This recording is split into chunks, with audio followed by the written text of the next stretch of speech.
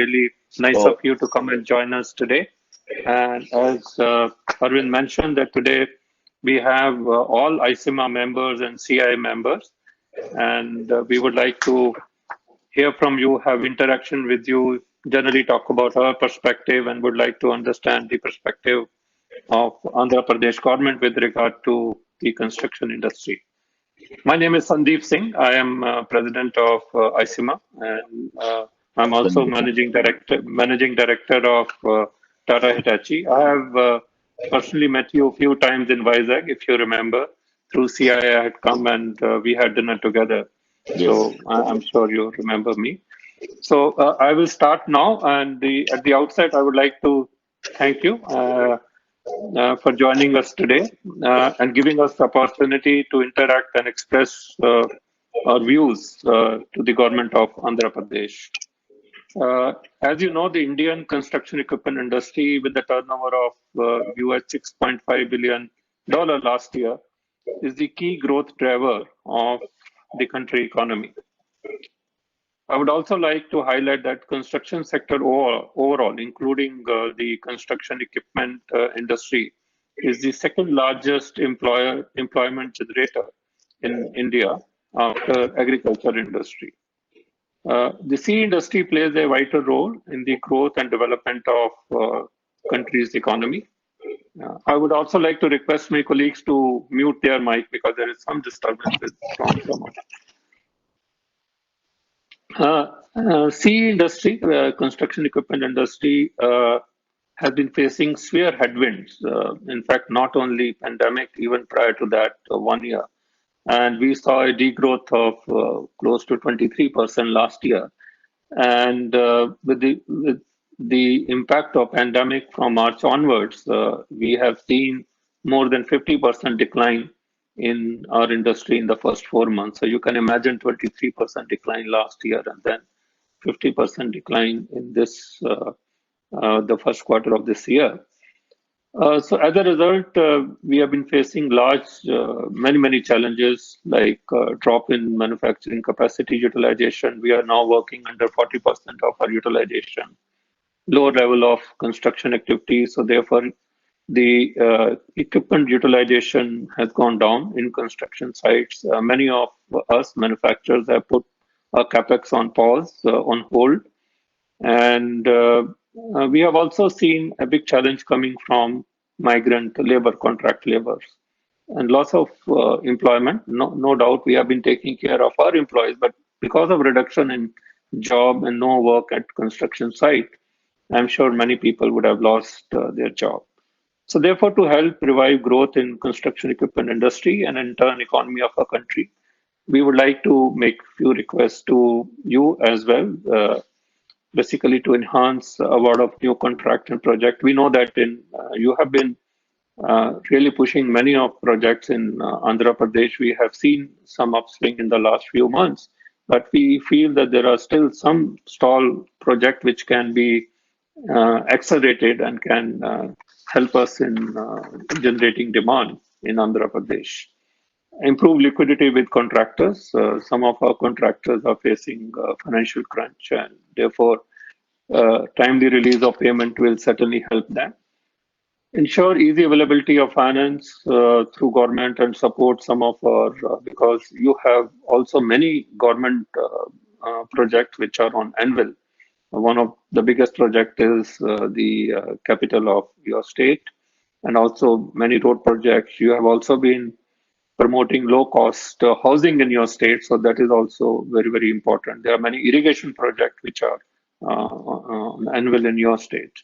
So enable a quick return of workers, because we have seen today at any construction site there are not more than 30 to 35% of workers. So how do we facilitate them? How we can work together with the government to bring them back so that the work can start at the sites?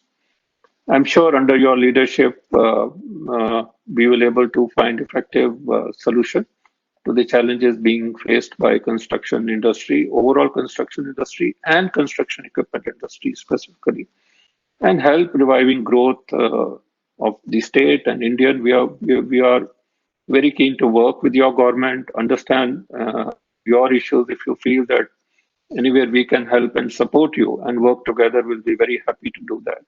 So with this, I will close my welcome note and would like to request you to deliver your keynote address and share your thoughts and feelings with us. Thank you very much. Yeah.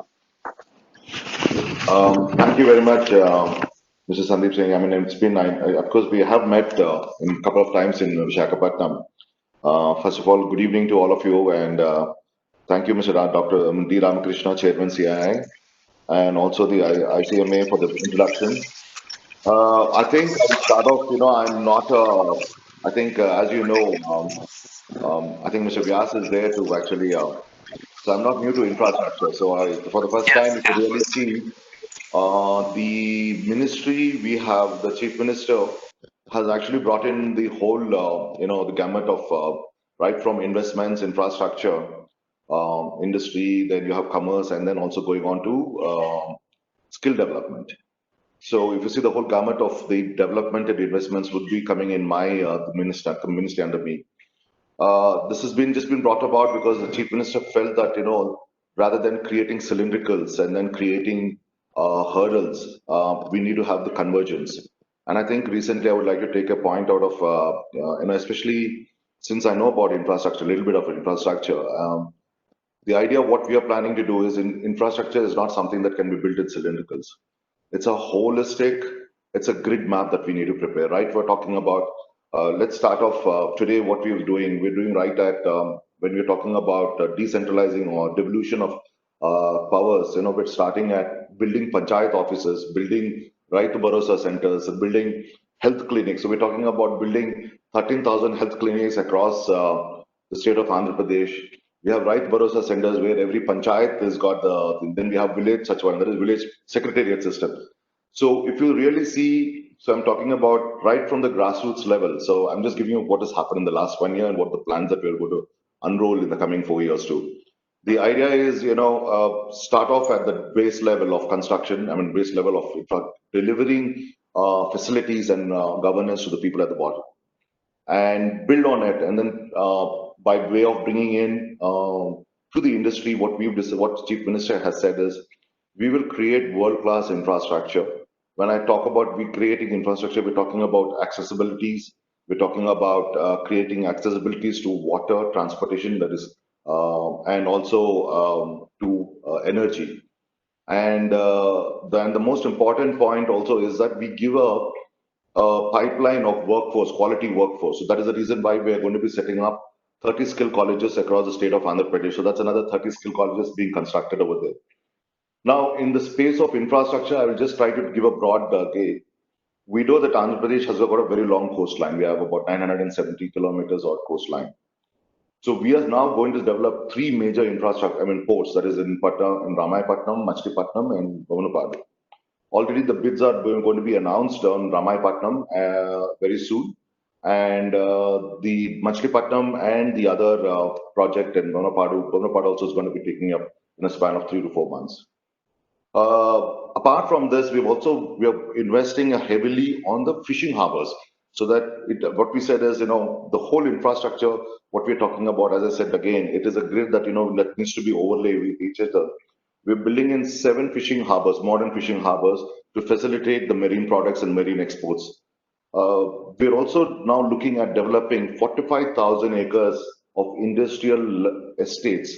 When we're talking about industrial estates, I would just like to say what you have in the DMIC sector, what you see in the Sri City. We would like to duplicate these in terms of giving high quality industrial estates. So it's not going to be in the past where land was just given hearsay and what's given here and there, but we are focusing more on actual industrial clusters. And we're also mapping out the entire the state of Andhra Pradesh in terms of the red, green, and the yellow zone. So the idea is that the industry that comes in, we know exactly where to place them and which industrial clusters to place them. So we're talking about, there is another, what we're talking about is another 45,000 acres of real estate, industrial land that is going to be coming up in terms of industry. So I'm talking about, your construction equipment requirement there. Now, apart from this, we have the state, we have now gone into three capitals, as you know very clearly. We are moving ahead with our executive, judicial, and legislature capital. So we are actually multiplying that into 3 now. So you can see the whole. We recently awarded the international airport to the GMR group for in the Visakhapatnam. That is going to commence operate. I mean, start construction operations in I think probably in December. If I'm not before end of December, they should be starting it. We're also looking at developing 3 other. So as I said, it's a plan that it actually sits all together. So you cannot have infrastructure just sitting ideally. You cannot have roads, build roads and not have ports. You cannot have ports. I mean, have ports but not have airports. So it's a very interlinked convergence plan. That's what we've done. So we are also developing a lot of our airports at the tier 3 airports. Like now, Karnool is going to come online very soon. Kadapa has now got a night landing facility. Tirupati is moving on to getting its international cargo hub. Then we have there's an expansion project in Vijayawada, which is going to be coming up. And apart from that, we're also going to be developing a new airport in Nellore. So if you really see, there's going to be about 4 to 5 airports coming up on stream in the next 2 to 3 years, and 3 major ports and 7 fishing harbors, and the development of 3 capitals we're talking about. And 3 capitals when we're talking about, especially we know this, that the north of Visakhapatnam is going to see a huge amount of investments in terms of not only in the construction activity, because we're going to be creating what you've seen in Hyderabad, the ring road, the orbital road. We're going to be creating a connective coastal road right from from north of Visakhapatnam, that is right now from Bhimili to the airport by way of actually by having a 10-lane expressway.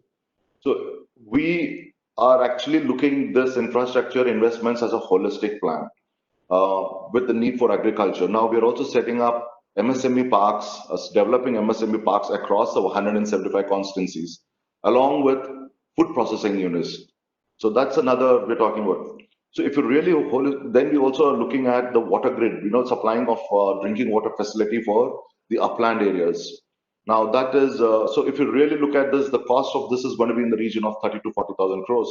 That is just the grid project. Then you have the 7 port harbor. There's a fishing harbors which is costing about I mean, each one is about 3 to 400 crores. We're talking about 2,000 crores over there. The 3 major harbors, I mean, the ports that are coming up, each one that's another 10,000 crores coming in there. And then we have just like the DMIC sector, we have the Visakhapatnam and Visakhapatnam and Chennai corridor, and then the Chennai Bangalore corridor, where there's a huge spate of activity already is happening in terms of acquisition and creating industrial sectors and zones. So if you really look at it, I think the Andhra Pradesh is actually going to invest heavily in the next 3 to 4 years on its infrastructure. And as I said recently, the Prime Minister of India also pointed out there is a big bill, there's a huge gap. We are always trying to catch up for yesterday's target. I think the idea for Andhra Pradesh, what we're doing is we want to focus on the next 20 years of development, what is going to happen, and then build it up today. So we're also talking about a metro line coming in between Visakhapatnam and the international airport, where the DPRs are already been drawn out. Now the fundamental questions will come. Now, where is this going to be funding coming out of? If you see, financial planning, financial prudence is very important. And I've noticed this, that what we have done is that most of these projects that we are doing we're doing it against project lending, project borrowing. So we are actually taking the project and going to the banks and then giving the advantages, and then, just like a typical any other private sector does. So we've seen a huge amount of interest from the banking sector, and especially with FRBMs coming down, and government of India easing that. So there is a more, there's less burden of liquidity coming in there. So with all these factors put in, we can actually see that there's going to be a robust growth of actual infrastructure taking place in Andhra Pradesh. And if I tell you, just to give an example, when the whole country, during the COVID time, if you look at the way we have invested in the medical infrastructure, in terms of we introduced 1008 these ambulances, COVID ready emergency ambulances, what was done for the first time. We're also investing heavily in our medical infrastructure in terms of just not only giving primary but secondary healthcare also. So if you really look at it, the way forward for us is that it has to be an all-round kind of infrastructure development, and we see there is going to be a big requirement, big development coming in the next 3 to 4 years. So I would be more than happy to address any of your questions, I mean, from the committee members or from the panel, whom they would like to have. And just to make a point before I close it out, we also would like to see this, our government, we basically, we are continuously, we focus, I think, especially our chief minister believes that infrastructure is the biggest driver that's going to come for any emerging nations. And I think that is where we're going to be investing in terms of water supply, in terms of connectivity and other things. So with that, I'd like to close my remarks, and I would really more than have any questions or any queries that you would have from us. Thank you very much, sir. Thank you very much for laying out the roadmap for us. You spoke about a grid, you talked about interlinked convergence, and you talked about infrastructure which will make the state ready for the next 20 years. This is truly music to our ears. And I am Arvind Garg. I am the past president of ICIMA. I am the current chairman of the Infrastructure Equipment Skill Council. You spoke about skilling. And I'm also the business head for the construction and mining machinery business of Larsen & Toubro. And it will be my privilege to act as a moderator today. And thank you very, very much for your words, for sharing your vision that the state has. And to begin the proceedings for the panel discussions, I would first like to invite Mr. Ramakrishna, who is the chairman of CII Andhra Pradesh, to speak a few words. And then I will introduce you to the panelists and then take it forward from there with your permission, sir. So, Mr. Ramakrishna, please.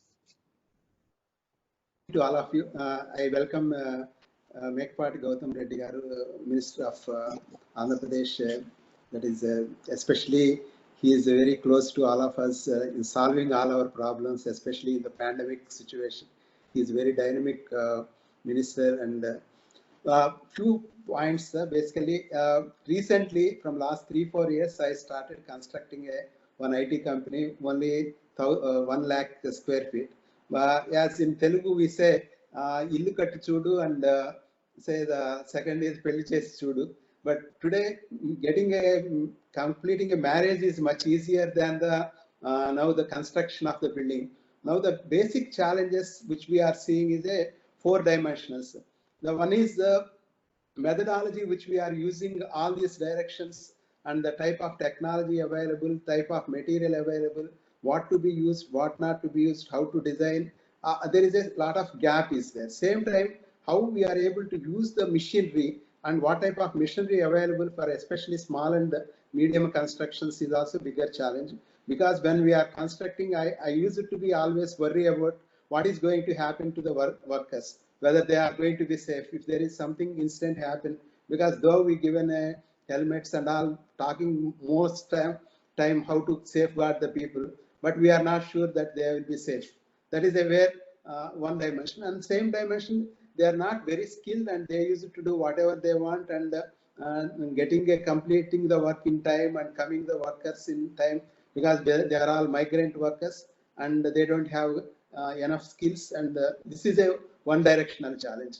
The other direction is the material what they use, and even starting from the bigger companies to the smallest companies, they don't adhere to the timings and they don't deliver the what is needed to the companies, whatever they promise. There will be a lot of gap in completing the things, and technological challenges are there. So these are all various dimensions. That means when we are talking in a manufacturing, we talk about 4M, that is a man-made machinery and material. All the 4 directions is a major challenges which we are facing. This is where it is hindering especially the growth of the industry in a shorter term. That means it took almost more than 3 years to complete. Even now also small works is going on after the 3.5 years. So that means the lot of investment is going on it, and we are not able to get the outcome of it. Other direction which I thought, as you also said in the beginning, there is 2-3 challenges which I think we are going to face in coming years. So because of the pandemic, majority of IT companies, we are all started working from a work from home across the world now, where the people are going to work from, which place they are going to stay, and which company they are going to work across the thing is going to change. That is also going to change certain directions in the entire workforce and the investments entire equilibrium of the infrastructure may change, that we need to relook into it, how we have to understand what is going to be the because all of us will think that the investment in the infrastructure is a almost growing industry and our investment will be safeguarded. But is it going to be safeguarded in coming years? Whether the banks are going to give the loans continuously, and there may be some challenges like what has happened in somewhere in 1992 Japan, where the entire industry got collapsed because of the infrastructure collapse. So these type of challenges may come, and that may create a challenge in the equilibrium of the entire economic situations. These are all some of the challenges we thought we should have a panelist can talk on these issues and how to make our future. And similarly, because we have a lot of labor from the other part of the nation, without that, lot of our activities cannot be made. But still today, we have a lot of unemployed youth. You are taking a skill as your portfolio. I think how we can skill our people so that we'll be able to get a more employability and to our local people and make everybody happy, because our all aspirations of all our young people is only to work in IT, but not in the say blue collar job or other side. So I hope your interventions and your leadership, we will be able to achieve greater heights, and Andhra Pradesh will be put in a top in the road map, the Indian map.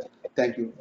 Thank you, Mr. Ramakrishna. Thank you very much for highlighting some of the issues that maybe need to be discussed. We will try and address as many as possible in the panel discussions. And sir, as the moderator, I would like to start the panel discussions. So first and foremost, Gautam Reddy Garu, greetings to you and greetings to all the distinguished co-panelists, members of ICMA fraternity, our participants from the industry, esteemed customers, and all of those who are watching this webinar live from various parts of Andhra Pradesh and the rest of India.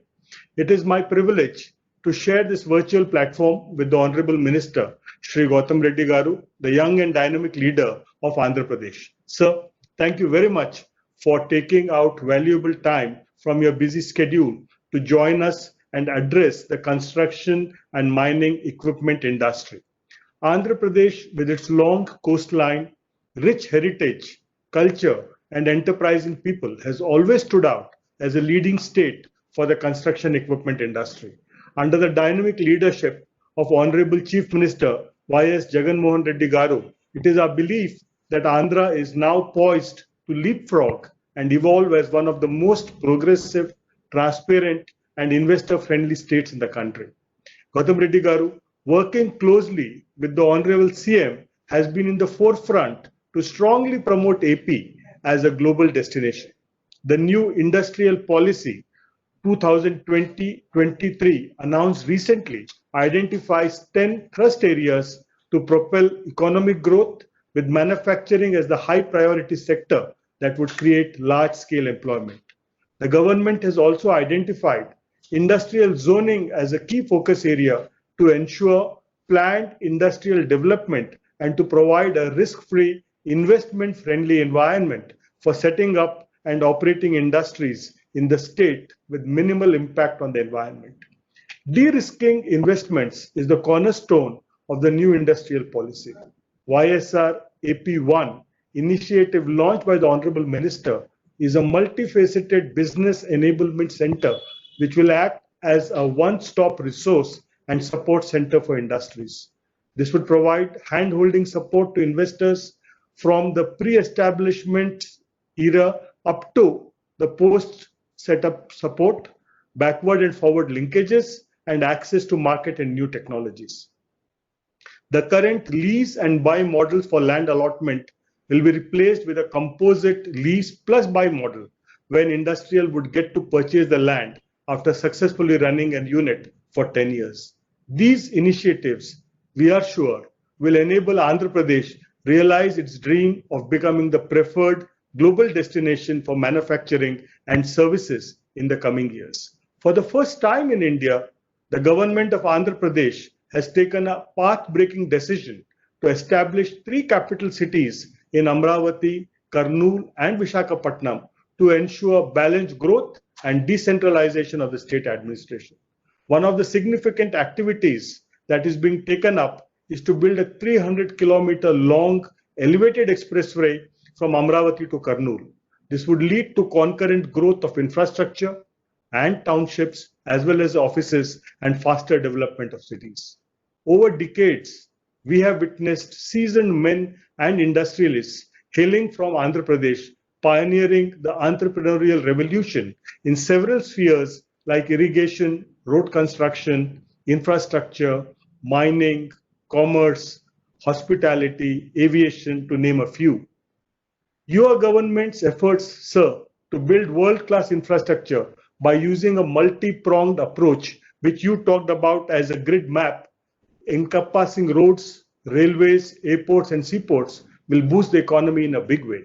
Your government has recognized the importance of roads, and almost 200 kilometers of national highways are being currently executed, especially from Anakapalli to Ichapuram, besides many arterial road projects to connect important cities. You have also found effective use of waterways by connecting the Kakinada-Puducherry canal system for inland transportation of goods. Sir, your government has put in humongous efforts to drive the ambitious Polavaram project, which is going to be a game changer in the water resources sector.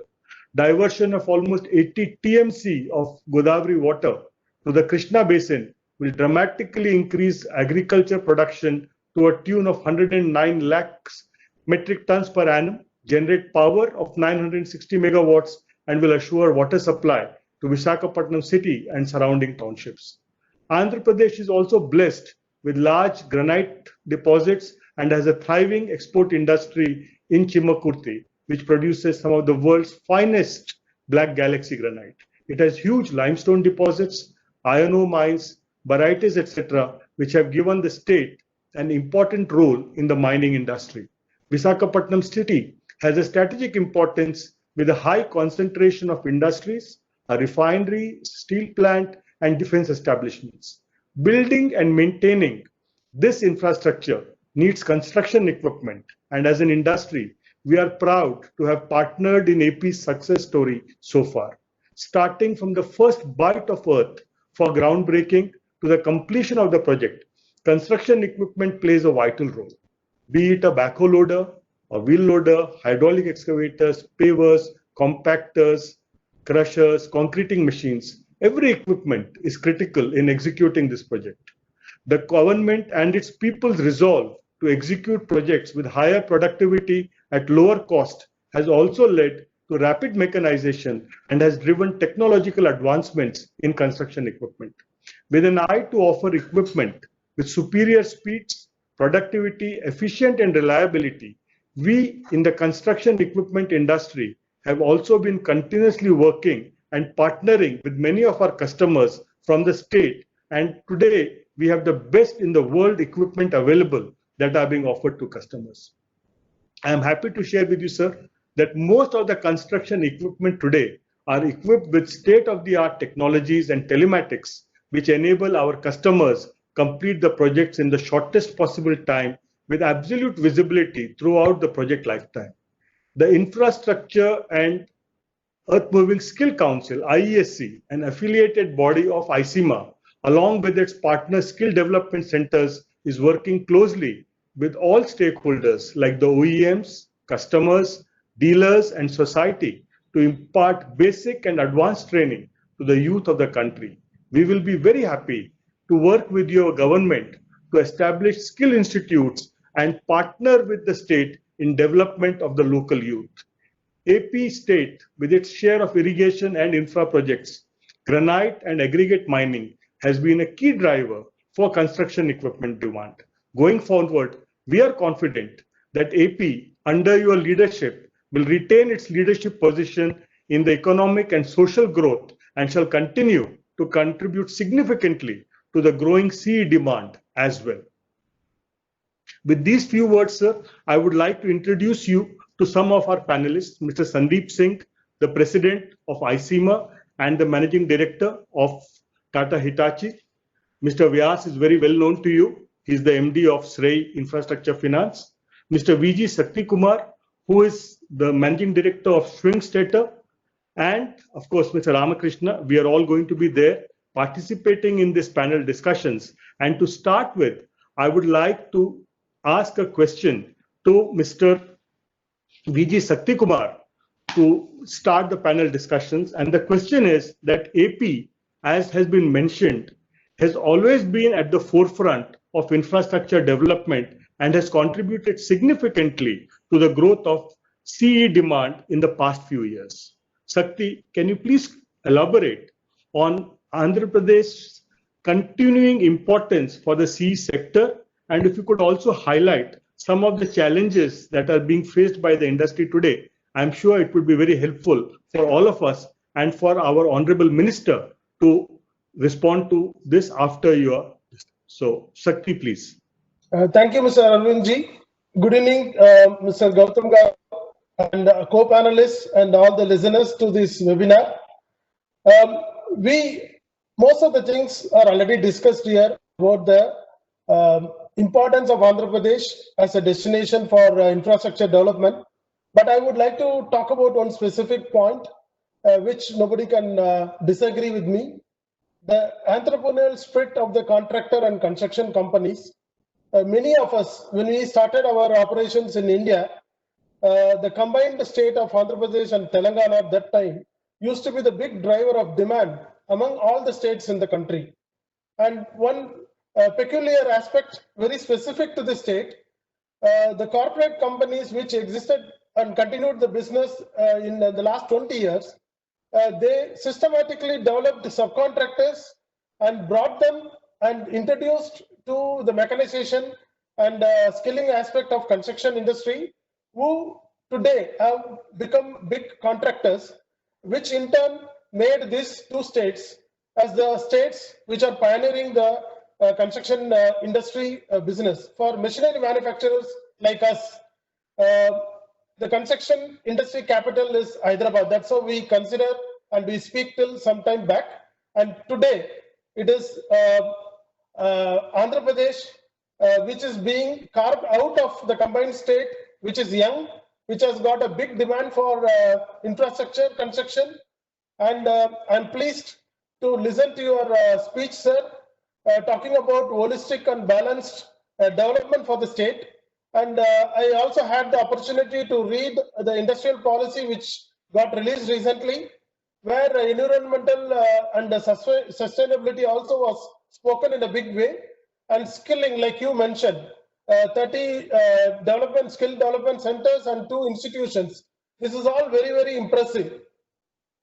Listening to you about the future plan of infrastructure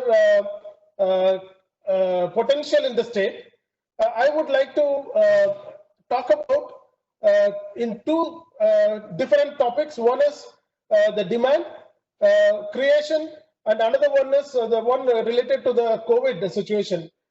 Talking about the demand, we all know that 2 years back, the AP was in the forefront for demand, and then there are a lot of equipments got sold.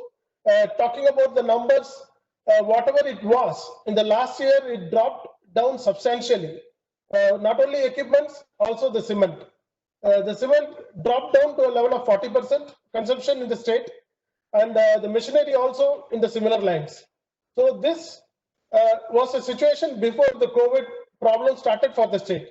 And when the COVID situation started, another aspect or another dimension got added, which is the manpower availability, as the migrant workers left, who are playing a very important role in the development of the state. And what we talked about the institution and skilling people, is not going to be immediately available for the construction industry. There is going to be an immediate gap where we are dependent as manufacturer and also many of the contractors to get the migrant laborers back from their native states. So this is one situation. We talked about the demand, shrinkage of demand because of the projects, the big projects you have promised, and also we talked about some of the small and the medium-sized projects like Panchayat Office.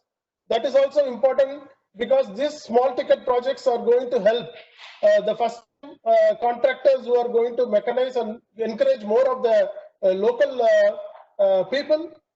So that is also an interesting thing. Today we see in a situation like this, the demand is driven globally or even in India nationally by those contractors who are very small and doing small projects. They are the people who are investing on machinery now. The second aspect, I'm sure Mr. Vyas will talk about in detail, but I can tell generally, is the finance availability for the contractors. They are stuck with the payments. They are having issues because they have more NPA type of a situation in their balance sheet. And even though they have requirements to buy machine, unfortunately, they are not in a position to afford it at this point of time. So this is a second biggest concern. So we talked about the demand shrinkage, the manpower, the migrant workers not available. And the third aspect is the finance for the construction companies, the small and big for both. So in the immediate, sorry, sir, I just have one more point. I'll complete it. In the immediate future, I think we like to hear from you the plan for fast tracking and awarding contracts, which will revive the industry in general. One aspect in the industrial policy which I would like to request you to consider is to have a recycling policy, because a lot of things are being discussed today on the waste to wealth category, where we need not go always for the fresh material like sand or aggregate. We can recycle them and use them from the demolished and construction waste. We can recycle them. There is a provision in the regulations to use 20% of aggregates from this type of construction waste. AP can be one of the state as always leading in bringing the new concept and introducing. You can consider the recycling aspect. Similarly, on the concrete, whatever is produced and not placed. So even this should be recycled. This can protect the environment in a big way. And also, I would like to add one more wastewater management area where the sludge can be converted into a fertilizer. That way we can conserve the environment, because Andhra Pradesh is a big agricultural state with a big share in not only agriculture, also on fruits and fish products in mostly agriculture-based economy. So we would like to help them in a different way, which will be a byproduct of the construction industry. Thank you very much. Thank you, Shakti. Shakti, thank you very much, sir. As you know, construction equipment demand is directly linked to the investment being made by the government in infra projects. And you have spoken about the initiatives that has been taken by the government of Andhra Pradesh to facilitate this whole process. Some of the issues that Shakti has brought about relate to, say, migrant labor, the availability of finance, which you had touched in your speech, as well as the plan for fast tracking projects, and of course, recycling. So if you could kindly tell us what are some of the measures that the government of Andhra Pradesh is planning to take to support the user industry, especially contractors in the current situation, and to overcome some of these challenges that have been highlighted by Mr. Shakti Kumar, we'll be very thankful. So, thank you, Mr. Garg. Yeah, I think, actually, I think you've done a wonderful job introducing AAP better than me. So I must say thank you to you. Just to start off with, I'm just talking about what's the ticket size we're talking about. I'm just talking about between the airports, ports, infrastructure, that is with the industrial parks, the water grid that we're talking about, the irrigation projects, the power grid, also the power project that we've got to bring in the new transmission lines.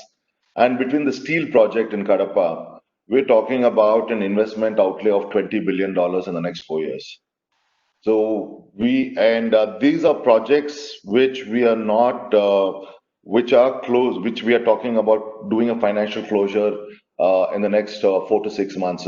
I'm talking about, I'm not included the waterways that we're talking about. Inland waterways is another big, that is where we set up a separate division there within the infrastructure, where we plan to get we've been speaking to the Ministry of, Central Government Ministry with the Inland Waterways Ministry of the Buckingham Canal, that is right from north of Andhra down to Chennai. So this is another project that we think is going to be a very key mover. Now, now the points that Mr. Shakti Kumar had raised, I think one was about the migrant labor. So what we have done is to address the immediate concern of the construction industry, we are mapping out the actual district-wise. We're talking about industry requirement. What we're talking about when I talk about industry, it's going to be the entire industry. We're talking about the manufacturing, services, and construction, and also the agriculture sector. So we're seeing in that particular district, what is that each industry's requirement in terms of demand for labor is going to be like, and what's the going. And parallelly, what we're going to do is this is driven by the industries department, so which we're going to start very soon. And parallelly, we're also going to have the village secretariat system, which is actually going to map out school dropouts, graduates, people who migrated back, migrant labor who have come back into Andhra Pradesh, and see who are readily available to take on this employability. So we are matching from each district between the demand of this industry and the supply that we're going to be looking at. And if it requires that, it requires a bit of, a little bit of apprenticeships programs that needs to be, inculcated so that they can raise up fast. That is something which our skilling department is also looking into. So this is something, if you really look at it, interestingly, we have like AP throws out something like 800,000 graduates every year. And out of that, only about 100,000 gets employability. The rest of the people are basically, the between the what we believe is there's a huge gap between actually the person, is he ready for work or not. So that is why we said the skilling is very important, and we have intertwined it, and we've actually brought it into our curriculum, in our educational curriculum, that 6 months of apprenticeship and skilling program is going to be part of the degree, like what you have across in other parts of the world. And to the other points, I think Shakti Kumar also said is touched about the reusability. I think I'm a big, my chief minister is a big mover on environment. So I think recycling is something that he's always, and is very careful about the pollution about. So that is the reason why we set up a separate pollution control board. So we're going to be looking at making sure that we're going to be very environmental friendly kind of an industry that we're going to bringing in. The recycling is something that, yes, we can look at. If you can throw in more ideas, what you can, as an industry, from the CII, what you can give us suggestions, we are more than happy to take it up. Another thing, I think, bringing out some salient features about our industry policy. Our industry policy, if you really see, is not a growth policy. If you really look, if you see this is actually a stabilizing factor policy. What we said is, let's stabilize our industry in this COVID times. Let's support this. So that is why we are the only state in the country, whole of country, who paid the incentives, outstanding incentives for the last 5 years to the MSME sector, almost close to about 970 crores. And apart from it, we gave them a waiver of the minimum fixed charges of electricity's dues that is they were having in the first quarter. And also we created a corpus fund of 200 crores microfinancing for these micro and small industries. So if you really look at it today, that is where we are seeing we would like to see stabilization. This policy, what we're seeing is actually, as you said, it's a hand-holding policy. Our chief minister said very categorically one thing. It's not the 15 days of red carpet welcome. I think let's get away with that. We are going to handhold them right from the inception of their DPRs, their programs, into the construction. And he also said this is going to be onus on the industry department and my department to see that all the construction is completed within time, because a job completed late, we understand how that interest eats and burden adds up on the project cost. Not only after that, post-construction, we're also looking into operations where we are handholding, we'll be keeping separate desks that on a daily maintenance, on a monthly, we make sure that the industry does not have any concerns. So that's why you see the ministry today, we have entirety of the gamut of the development. In fact, there's a new department also going to be created under the pollution. So if you can see, it's going to be housed under one thing, so where people can see that solutions can be given out much faster. If this is the same thing, that the speed that we moved in terms of our skilling, in terms of our industry policy, in terms of we bringing on third party, like we brought in ISB as our educational partner for this industry. So for my ministry, so which they are talking about the next level of governances that we need to bring in. We're talking about how do we create next round of employabilities, and how do we look at in terms of the trust sectors that we're looking at. Now, IT is something which Mr. Ramakrishna touched upon. If you really interesting see, we are not a big challenger in IT spectrum. If you look at the present, but I think the game has changed after the post-COVID. I mean, during the COVID, I think it has moved from more from a realistic centric to more to work from home kind of a concept. So we've laid out a fiber grid of almost 24,000 kilometers, high optical fiber grid, and we're going to be connecting before end of this 3 years, almost 1 crore homes will be connected with high internet connections. We're talking about where we'll be providing the 3 services, that is high, that IPTVs. We're talking about internet and then also the telephone connectivity. So with this kind of connectivity, then I can be a big challenger to the next round of IT development that's going to take place.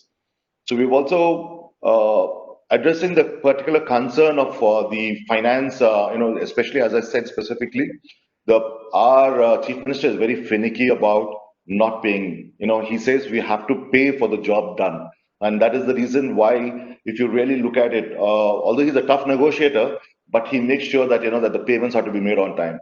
So that is something that we are going to inculcate, and we are very clear. And being a contractor from the past, I do understand timely payment means what to the contractors or to the businessmen. So apart from all this, I think, Mr. Shakti Kumar, I think if there's any other suggestions or you can come up with, we're more than happy to take it up. And please, our doors are always open. Thank you, sir. Thank you.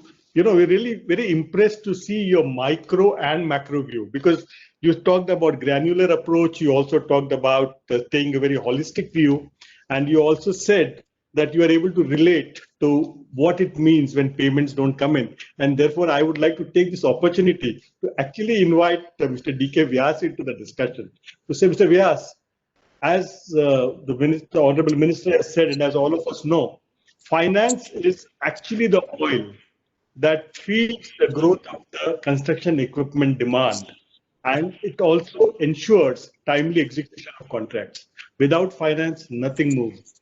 And after the various crises of the past, it is a fact that many contractors are facing a very tight liquidity situation because banks have become very, very cautious in lending. While the various governments are taking many measures to ease liquidity and flow of credit, I think the point that Gautam Reddy Garu has made about the Honorable Chief Minister being very finicky on making payments on time, while being a tough negotiator on the other hand, I think this is something very, very welcome. But would you like to share with the Honorable Minister some of the concerns that we have, some of the challenges that we are facing, and some of the suggestions that you may have on the way forward to ease the situation, specifically with respect to Andhra Pradesh? If you could also touch about your favorite, thought that you have on an equipment bank, that would also be very good. So, Mr. Vyas, please. I thank you, Mr. Garg, and good evening, Gautam sir. Good to see you.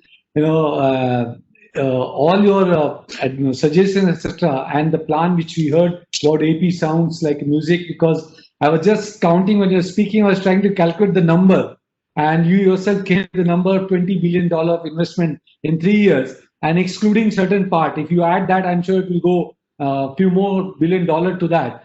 And I was calculating that how many equipments we'll need to, complete those kind of infrastructure work what you spoke. And if you put a thumb rule of 20% of that, if it is an equipment component, which you are aware in the road particularly, we all know that it's 20-25%. So we'll need approximately $4 billion of equipment sale demand going to get created in next 3 years in AP. That itself that itself speaks about today's this month and what we achieved. That next 3 years we have to finance $4 billion of equipment as well as sell $4 billion of at least equipment in AP state. That's really a music to us. Sir, in terms of financing, I think looking at the present scenario, the NBFC and the banks, the key two challenge which they're facing is liquidity and the risk. Default risk has increased because of COVID, and it is not intentional, it is due to circumstantial. And the liquidity has become again a challenge because the cash generation for the contractors, for the customers everywhere, there's been a challenge being faced by them, which in turn has created the liquidity challenge for the banks and NBFC. I think few of the immediate steps, which my suggestion to you, sir, is that if we look at, because customers are not able to access freely the bank line of credit for the growth of business, if we can start releasing the retention money without bank guarantee to the contractors, which can be recovered over a period of next 1 year or 1.5 years, that will release some amount of working capital to the people to fast track their work, because that will improve the efficiency, that will reduce the working capital deficit which they are facing today, because many of them are not getting work, many of them have lesser work, higher dues. So this will help. Other thing could be the mobilization advance, because these two things are being paid to the contractors against submission of bank guarantee. And sir, I can tell you today the banks are really apprehensive about issuing bank guarantee. So we can always, another suggestion is if we can enhance the scope of the guarantee, instead of only limiting it to bank guarantee, if we can bring in public finance institution, guarantee from PFI, public finance institution, because they are willing to give those guarantees. Against that, if also these retention money and mobilization advance can be released to the contractor, that will give immediate relief to our customers, and that will further increase the demand for the equipment. The affordability to buy the equipment will go up. Apart from that, sir, I've read your and one more request is fast tracking the payment system. I think the online bill monitoring system, though you have, but maybe that needs to improve, and the payment fast track. Many of the customers have complained that saying, okay, there's been, of course, there will be various reasons for that, but we are just saying if it can be fast tracked a bit in this time at least, because that will help the people to accelerate the work. And I've seen your industrial policy, sir, and I was really impressed. And further you clarified that it is more of sustainable. This policy has come to have a sustainable growth, not just to create the demand. And I was impressed because being a finance man, my eyes got stuck at 2 points, and I wanted to bring to your notice. One, it says risk-free, investment-friendly policy, and second, it talks about interest subsidy for the MSME, for the MSME park, etc.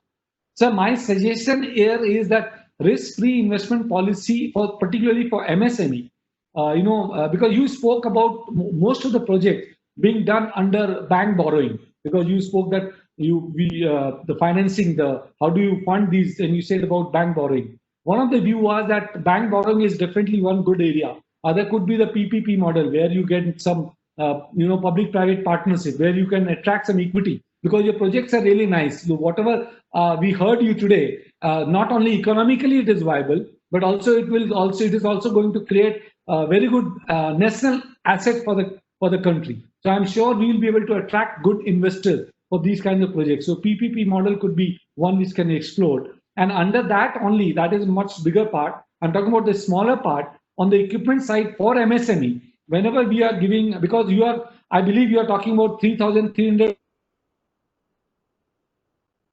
under Pradhan Mantri Gram Sadak Yojana. You have more than 40 irrigation projects out of 54, 14 completed, 40 are being allotted. I think this will need a lot of equipment, and a lot of MSME will get job in their state. A lot of job creation, employment creation will happen. If we instead of giving 3% interest subsidy for 5 years, if we can give the interest subsidy for the equipment portion of the loan for 3 years to these people, they'll be able to have their affordability to acquire an equipment which will be used for these asset creation in AP state will go up. That will really improve not only the demand, it will not only create the demand, it will create the employment, it will also enhance the entrepreneurship, which is a key culture of the AP. We have seen a lot of entrepreneurs coming from AP only. You name any state in the country, one of the contractor in that state will be from AP. That is how the AP reputation is today. AP ke contractors sab jagah milte hain humko.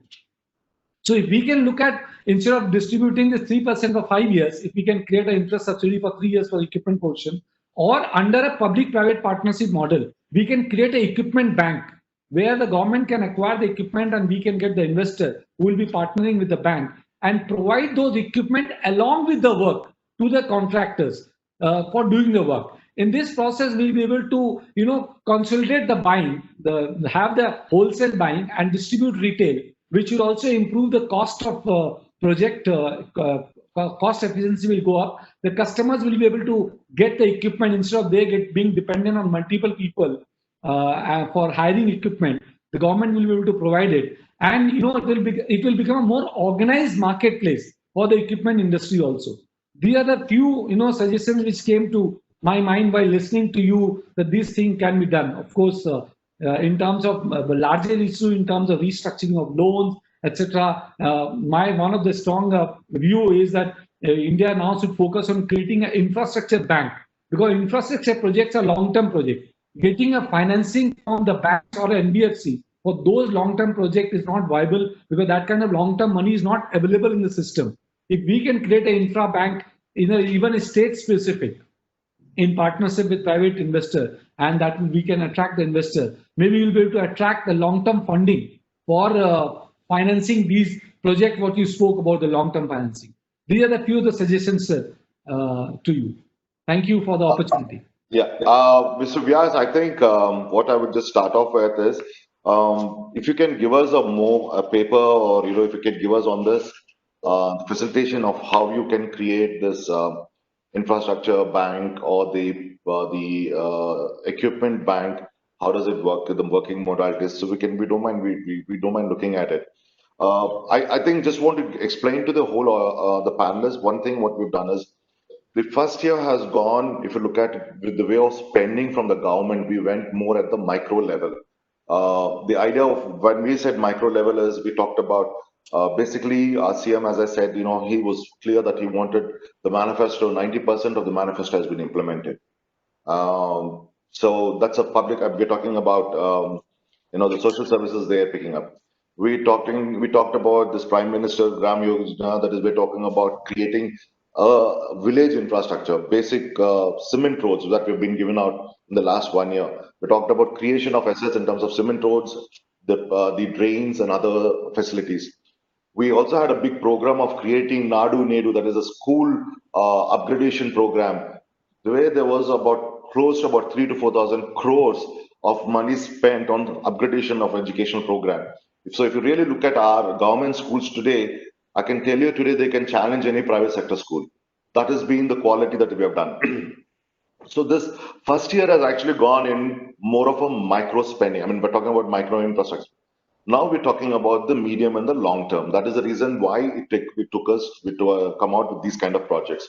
So we are going to be looking at, so that micro projects are going to stabilize. What we think is after funding, what we're going to see the real growth is that $20-25 billion, that investment capex that we're going to put in for this industry investments and coming in terms of infrastructure jobs.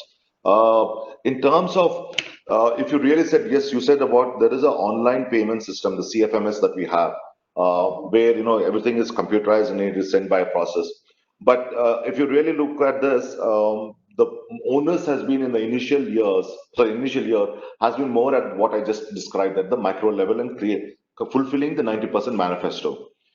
At the same time, we were hit with the COVID, and we also had a depletion of. But if you really see, the share that we've depleted is not very high, because we're not a services economy. Andhra is not a service; it's still a manufacturing, agricultural, aggregating economy. So in terms of revenue loss, we did not have much. Of course, we did have, but if you compare it to any other states which are most service bound, so they've had a huge depletion of this internal accruals. So if going forward, we are looking at a holistic, as I said again, because Chief Minister wants these projects to be completed. So when he says he wants this to be completed, he wants the financing to be done today. The financial closures, the fundings for each particular project is streamlined. Nothing is going to subsidize the other project. That used to happen in the past. Interestingly, in the government, that you have this weakness. You take from this kitty and then you try to push it to your favorite programs. But the idea, what he said is, whatever program that we start, it's remain, the money discipline stays there, the financial discipline stays there, and you fund that project. So that is the reason why I'm confidently saying that the $20 billion is going to be a reality. And we are more than happy to come up in terms of this payments that's going to happen. It's going to be more better than what the last year has been. As I was just mentioning you, most of these projects are under financial closure. Any other question? Yeah, Mr. Garg, anything else? Yeah, Arvind. Arvind, you are muted. You're on mute, Arvind. Yeah, can you hear me now, Mr. Singh? Yeah, Arvind? You can hear me? Yeah, I can hear you. So yeah, I'm maybe I just just looking want at to, if there's anything you want to add, say something, add something. So no, thank you very much. I think what I would like, because we have been yeah. Carry on, Arvind. Not able to hear you, Arvind. I think it's bitten. Okay, so basically, I think what Arvind is talking about is that, we all, as a OEM manufacturer, have invested a lot on advanced technology. And keeping that in mind, we also, we have been talking about the skill set of our operators. So what is happening is today, we have seen in mining segment that we are able to bring in electric technology, telematics, all, real-time alerts, geofencing of equipment, safety-related features in the machines. But when we see with our contractor segment, many of them are not ready to pay for that advanced technology because it is directly related to the demand generation and money in hand so that they can pay for advanced technology. Keeping in view today the kind of shortage we have on manpower, the kind of efficiency we are looking at, the kind of productivity we are looking at, what we see in other parts of the world, I think the skilling of manpower operator is very, very important. So when we look at the skill set of our operator, we see that their education is very low. The kind of remuneration which is being paid to them is not so good, and there is no pressure on them to go for training because, as per government regulation, they don't need any kind of license to operate the equipment, basically the track excavator. So therefore, we have been engaged with the central government, and we would also like to request you that it should become a standard terms for any tender that in today's environment, safety, health of the operator is very important. He should be trained and he should have a proper certification of using that machine, which is now fitted with many advanced technology. And while tendering for these projects, you should actually ask for equipment with some of these advanced technology which are directly related to safety of the equipment and the safety of the operator. So therefore, in ICIMA, we have another arm which is IESC, where we collaborate with the state government, and we have state-of-the-art training centers at all OEMs. We have many training centers, and we have been holding many training programs for the operators. Just to highlight, we have 43-member body where Arvind, my colleague Arvind, is the president of that body. And we have already developed successful 39 job roles. We have 62 trainers, and they have been trained by us or by our engineers we handhold them. And we also provide on-the-job training to operators. We take our simulator to the site and provide training to them. So therefore, we would like to have some kind of collaboration with state government, that if we can work together to make sure that the operators who are operating the machine are able to adopt advanced technology, and they also become part of the tender process so that customers are bound to buy equipment which is better in technology, higher in efficiency, and higher in productivity. These are, I think, we would just like to hear from you on this aspect. Yeah, I totally agree with you on this. When a certification is being given for an engineer, you said safety of the operator. It's not the safety of the operator. What I've seen on construction site is safety of the people on the other side, other people around him. I've seen sometimes people, operators who have not been certified, who have got onto this, have gone on to create greater damage in terms of life and property in just for this. So, yeah. So I would like to say this, that it has to come in more. I don't mind moving this with the central government, creating a platform, or we can create a common platform where we take it up to them and say that a minimum certification and a minimum skill set is required for operating this kind of thing. And I also agree with you that the new technology is something that we need to keep adapting ourselves to. Because if we cannot, because most of the contractors today, let me tell you, they work on a given set of conditions. So if we tell these conditions are to be done in this way, So they will price a bid accordingly to that. So it's against, that is where the regulation again comes in. Now, we have that way, I mean, we put in regulations, but we do not have a regulation which can actually be implementable. We need to bring in more, teeth to that. So in the terms of making sure that the safety audit, the safety thing is done by a third party and made sure that these are people that they adhere to it. This is something we can look at it at a national level, which we don't mind supporting it from our end, from the state, because we also believe that adapting to the latest technologies is what is going to lead progress to the next level of development. I can also tell you this, we can partner, you were talking about partnering. We have 30 skill development colleges. So each one has got a center of excellence. So we can have one center of excellence where we're talking about a pure construction equipment. We can create, a model where you're talking about basic, like we're talking about operating excavators, basic loaders, your pavers, I mean, and not irrigation equipment, or your, let's say the mixers, the transmixers and all this. So these are the crane operators. So this is what I would say, that create a center of excellence part of this.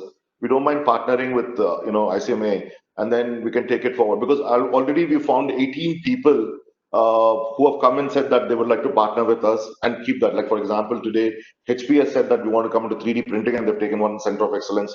So they got talking about the next level of designing over there. We have the Amazon people who come and said we want to take the networking to the next level. So like this, we can create one center of excellence.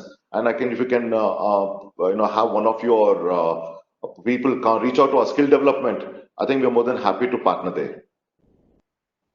Thank you very much, sir. We will do that. Actually, your initiative on skill development is something that is really very, very important to us. And as I said, through IESC, we will reach out to you. And we also know, sir, that we have slightly overshot the time, but if we can have 5 more minutes of your time, we would like to invite Mr. Bharatan of Pozzolana, who has a query, to bring it to you. And after that, then we could, thank you for your time. I know that we are a little ahead. So Mr. Bharatan, please.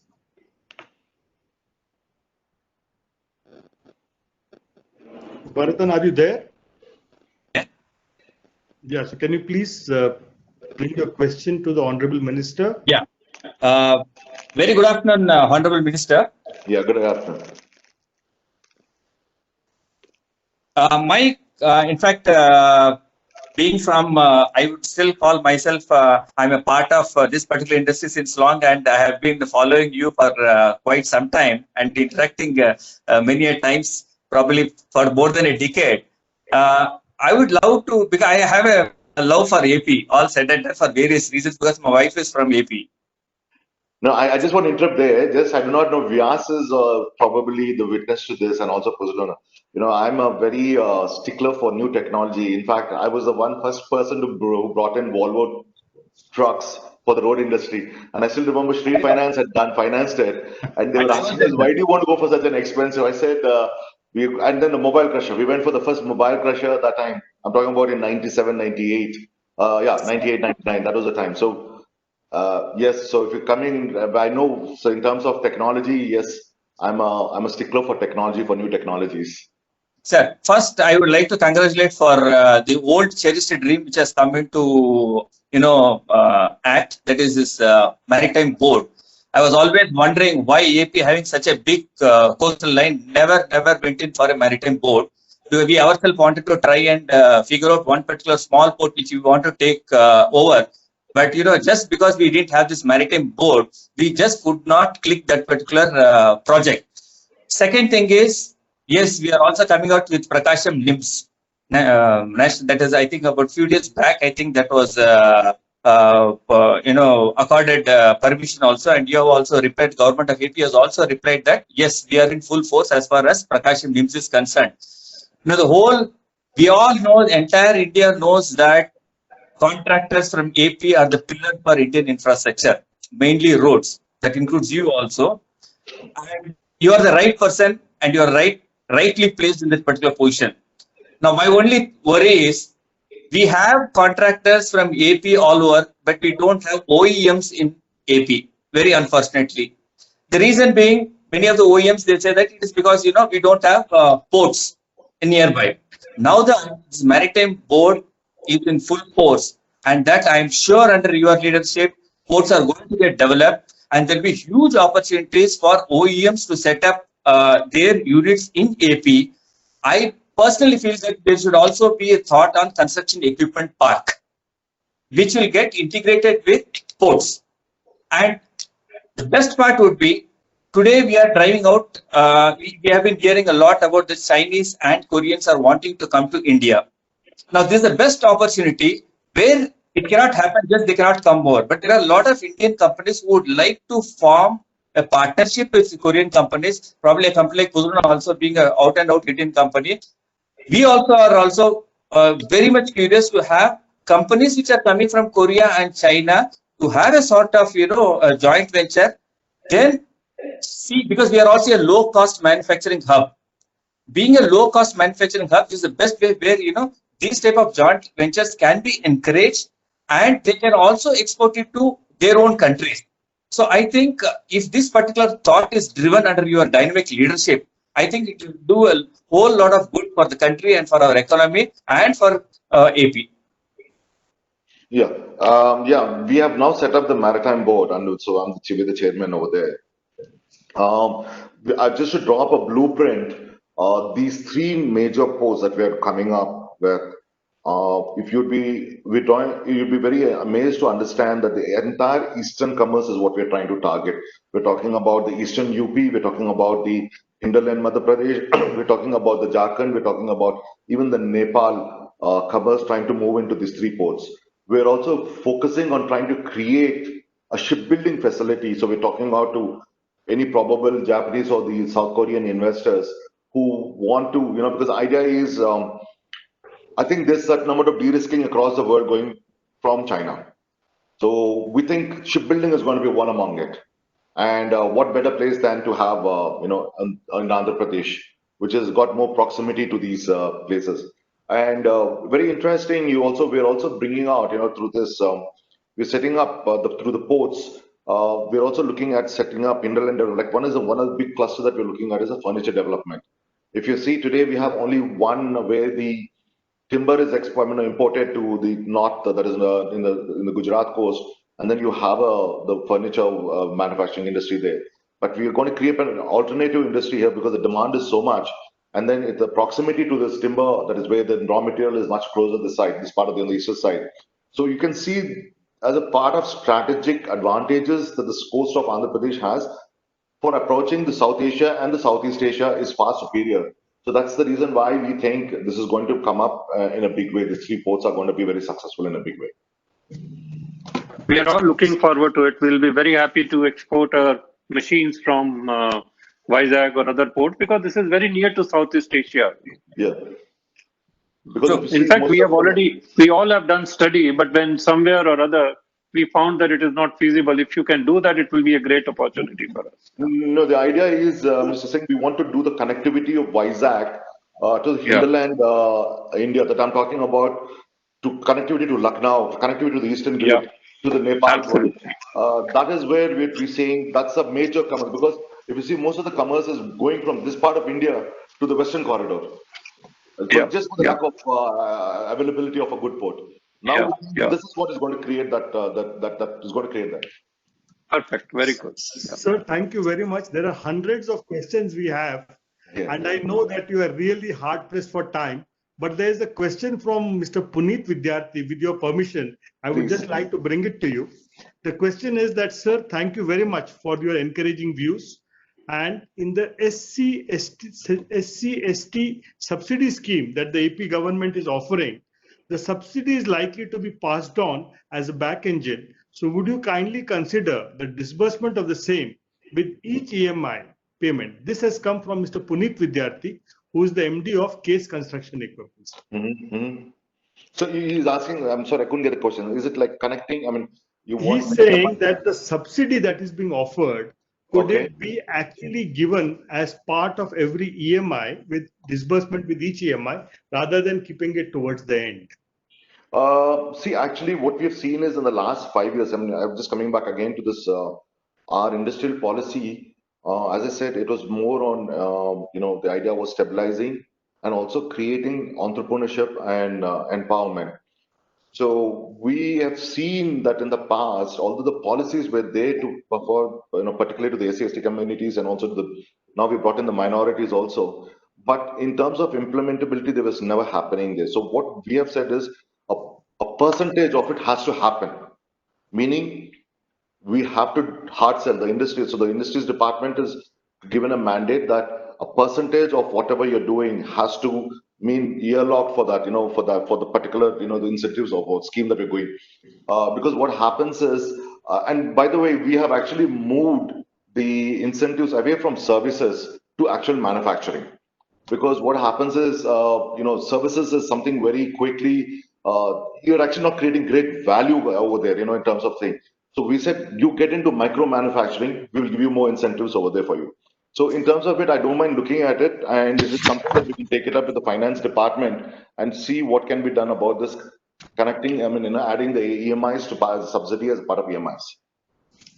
Right, sir. Thank you very much, sir. I know that, this is like ye dil mange more. Many of us want to ask you many questions, but I know you've extended the time. So I think all good things also have to come to an end, unfortunately. So I would like to thank you very much for your participation, for the energy that you displayed, and for your willingness to consider so many proposals that have come to you. And this is truly a hallmark of a young leader and a young government. And we in the construction equipment industry are really extremely excited and encouraged by your interaction. We want to thank you very, very much, sir. I would also like. Yeah, Mr. Garg, so my partiality is already explained and exposed to the construction industry. Sir, I know. Yeah. That is why having leaders like you at the helm affairs helps us also believe that we are playing a very important role in nation building. Yes. And if this is recognized and if this can be supported, sir, truly we will be able to build a modern India. We're talking about Atmanirbhar Bharat, we are talking about a new India. So I think it is the future with young ministers like you who have an experience of the industry, who are able to relate to the challenges that the industry faces. They are able to sort of understand and then execute action plans which help us. So for that, my grateful thanks to you, sir. I would also like to take this opportunity to thank some of our sponsors and our partners, which are Thank you. GEM, Thank you. Gobelco, Mitra Movers, Stray, True Blue Finance, and Sri Sai Equipment. So thanks to all our sponsors, thanks to all our partners, and thanks to the Honorable Minister. Thank you. A wonderful experience. More interaction with you, sir. Thank you. Thank you very much. Thank you to CII, ICMA, and IGC. Thank you very much. Thank you. Thank you, sir. Thank you very much. Thank you. Yeah, Thank you very much.